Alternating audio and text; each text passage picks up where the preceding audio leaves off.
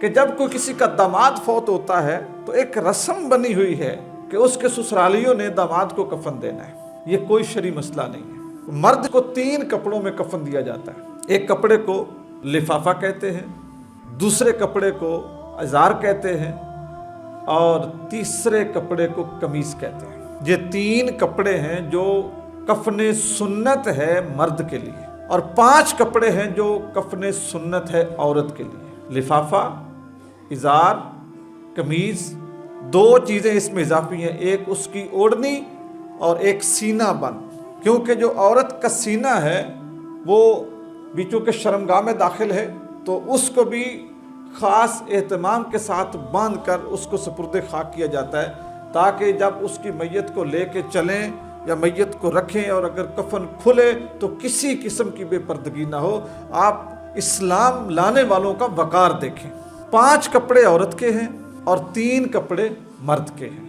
اب جو یہ کپڑا ہے جو کپڑا استعمال کیا جاتا ہے، اس میں جو افضل ترین طریقہ ہے کپڑے کے لیے کہ کپڑا کس کوالٹی کا ہونا چاہیے۔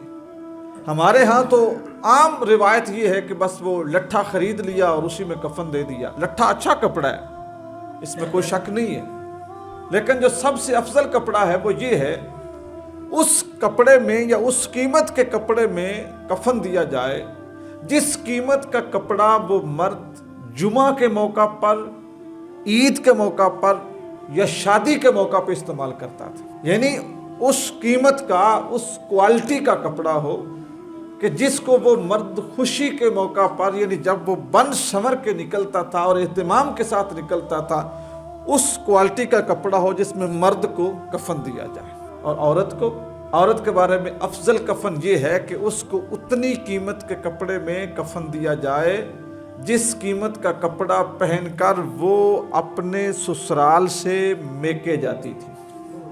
جس قیمت کا کپڑا پہن کر اپنے سسرال سے میکے جاتی تھی، کیونکہ جب بھی بیٹی سسرال سے میکے جاتی ہے تو اس کو جو گھر میں کپڑا یا سوٹ سب سے اچھا لگتا ہے وہ پہن کے جاتی ہے، تاکہ میرے میکے والے، میری والدہ، میری بہنیں یا میری چاچیاں وہ جب دیکھیں تو ان کے ذہن میں میری آسودگی بیٹھے، مجھے دیکھ کے خوش ہوں کہ ہماری بیٹی وہاں پہ خوش ہے۔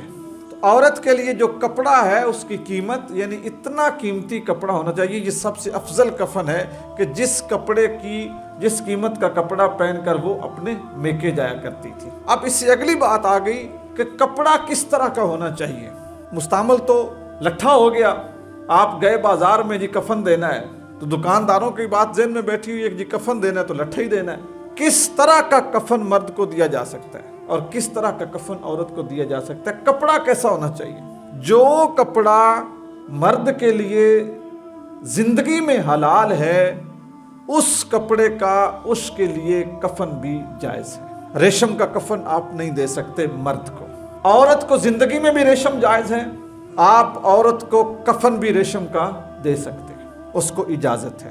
اور آپ کے لیے بھی اجازت ہے کہ آپ اس کے کفن کو خریدنے لگیں تو بے شک ریشم کا بھی دے دیں، عورت کے لیے وہ جائز ہوگا۔ ایک عرف عام میں بات ہے جس کو بڑا لوگوں نے ہوا دی ہوئی ہے اور دیتے رہتے ہیں کہ جب کوئی کسی کا داماد فوت ہوتا ہے تو ایک رسم بنی ہوئی ہے کہ اس کے سسرالیوں نے داماد کو کفن دینا ہے۔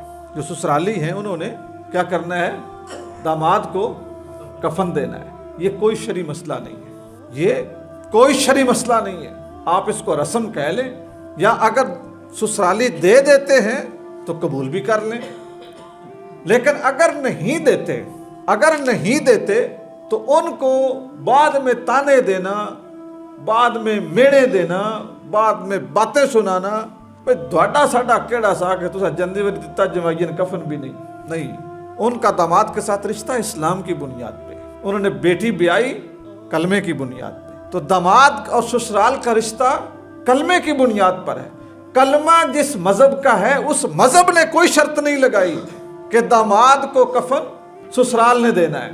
ہاں ایک چیز میں آپ کو سمجھا دوں، اگر عورت دنیا سے رخصت ہوتی ہے، بیوی کا کفن مرد کے ذمے ہے، اس کے خامد کے، یہ بات ذہن میں رکھیں۔ بیوی کا کفن کس کے ذمے ہے؟ اس کے خامند کے ذمے ہے، اس کے مرد کے ذمے ہے کہ وہ اس کے کفن کا اہتمام کرے، اس کو کفن خرید کے پہنائے۔ خامند فوت ہوتا ہے تو اس کا کفن اس کی بیوی کے ذمے نہیں ہے، دے دے تو ٹھیک ہے، اس کی طرف سے دے دے تو قبول کر لیں، کیونکہ وہ وراثت میں بھی اس کے مال میں حصہ دار ہے، اس کی اولاد بھی وارث ہے، یا اس کا جو ترکہ ہے اس ترکے میں سے جو پیسے ہیں وہاں سے آپ کفن کا اہتمام کر دیں، لیکن ذمہ داری بیوی کی نہیں ہے خامند کے مرنے کے بعد کفن کی۔ اگر بیوی دنیا سے چلی جائے تو خامند کی ذمہ داری ہے، خامند نے اس کو کفن دینا ہے۔